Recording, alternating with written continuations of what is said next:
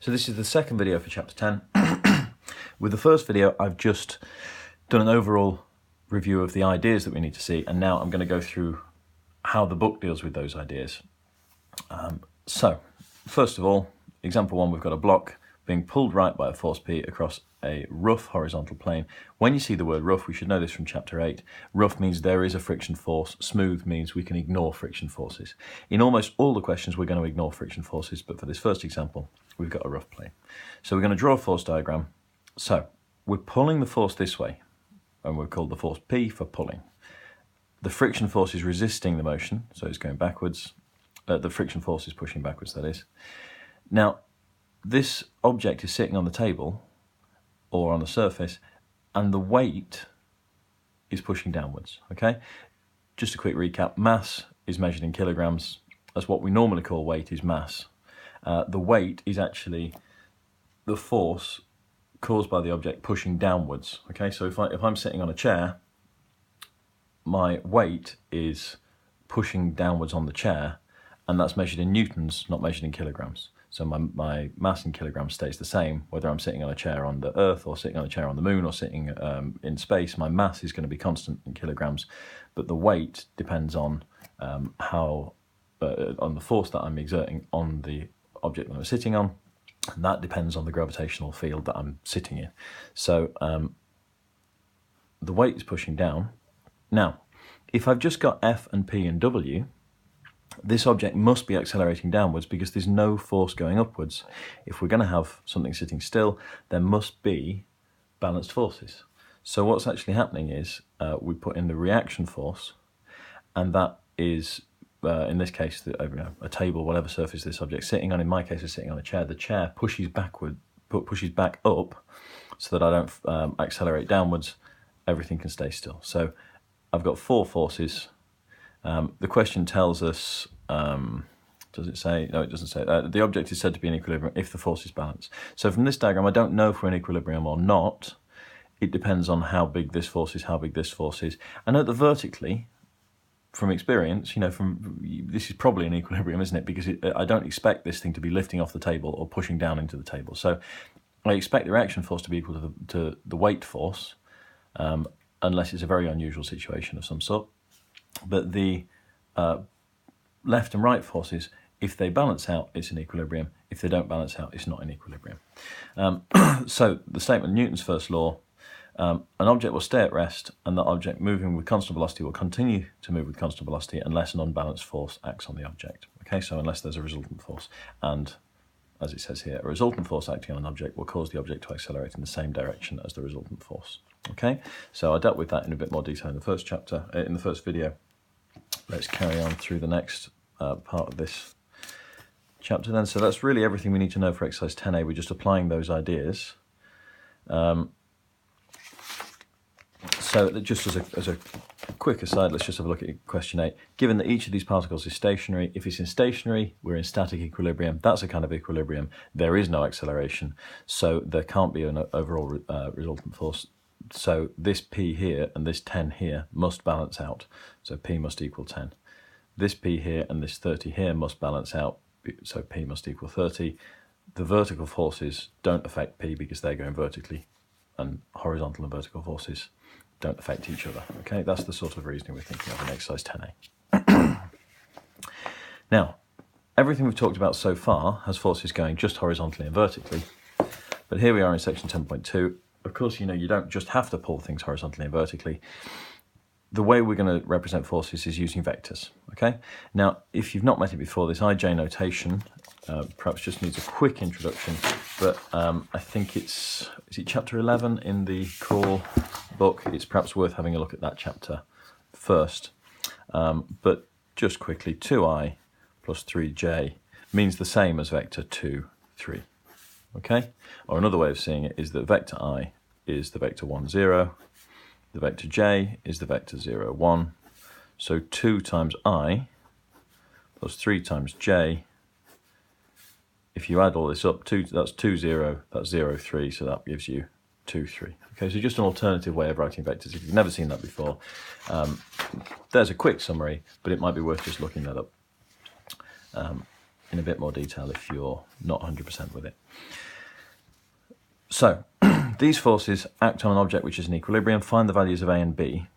Now, we've already said we can add up horizontal forces and add up vertical forces separately. I'm going to write these forces in the question as column vectors because I like column vectors more. If you like the I's and J's more, that's fine. So, if I've got these forces and I add them up, what are we doing? Well, this force 2, 3 is 2 across and 3 up, so something like that. 4 minus 1 is 4 across and 1 down, so something like that. 2, 3 is 2 across and 3 up, so something like that. 4 minus 1 would be something like that. Minus 3, 2 would be minus 3 in that direction, 2 up, so something like this. And AB, so if we look at these three forces together, look like this.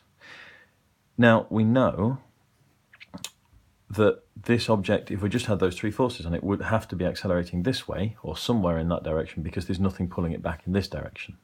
Okay, so the question is saying, well, what force do we need to put in down here to stop this thing flying off somewhere over that way? Now, the way of thinking about that is instead of thinking of the forces going in these directions, this 2, 3 force is a force that goes 2 across and 3 up. So there's the amount of this force that's pulling to the right is worth 2. The amount of this force that's pulling upwards is worth 3. This one here has got 4 pulling it upwards and 1 pulling it downwards. Sorry, it's got 4 pulling it to the right and 1 pulling it downwards, hasn't it? Okay, 4 to the right, 1 down.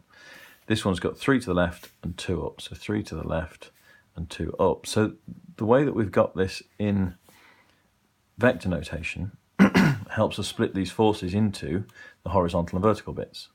In other words, if I do 2 plus 4 minus 3, that tells us the overall left and right force. So 2 plus 4 minus 3 gives us 3. And if I do 3 minus 1, 2, that tells us 3 and 2 are pulling up, the 1's pulling down, so that is 4 going vertically. So 3, 4 is all of these forces here. If you stuck an object in the middle, attached these strings and pulled with those forces, the result of that would be the same as attaching one string and pulling it in this direction, the 3 across and 4 up direction, which is, if you think about it, 3 across, 4 up, it's kind of that way, which is roughly where we said it would be. Okay, just from these quick sketch diagrams, we can get a rough idea of what's going on. So 3, 4 plus AB has to be, well, we know this thing's supposed to be in equilibrium, so 3 plus A needs to be 0. Horizontally, we need to be doing nothing. And 4 plus B needs to be 0 because vertically it needs to be doing nothing because the question tells us it's in equilibrium. Okay, when I say doing nothing, I mean there is no overall resultant force. So in other words, A is minus 3 and B is minus 4. So minus 3 minus 4 is the vector that we're looking for. Okay. Now, one way of thinking of these forces is all attached to the central point and pulling in different directions.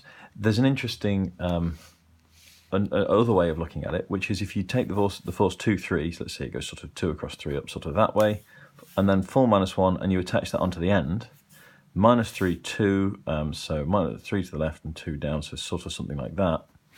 Then this force, AB, would join this up. If you got the forces, they'll come round to an overall, if you're in equilibrium, if you put the forces end on end, they'll make not a circle, but a polygon and come back to the starting point.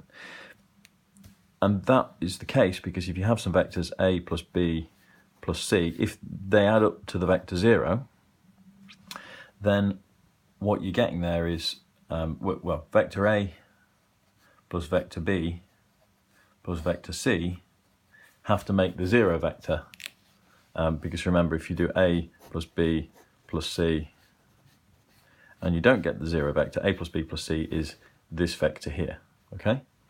So if you take these forces that are in equilibrium, you add them all together, they will come back round to the starting point.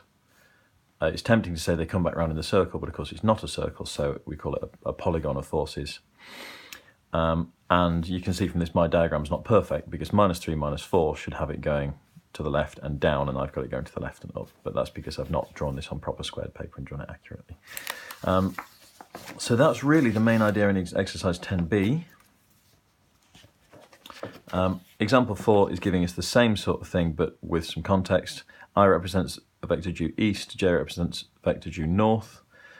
That's just saying, and a unit vector is a vector with a length 1. So that's just saying I is 1, 0, and j is 0, 1.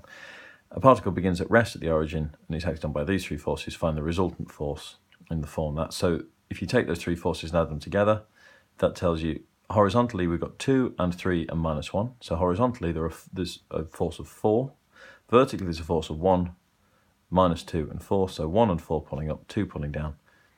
So that is a force of 3 vertically. Work out the magnitude and bearing of the resultant force. Well, finding the magnitude of a force is Pythagoras' theorem, and again, you know that from your vectors.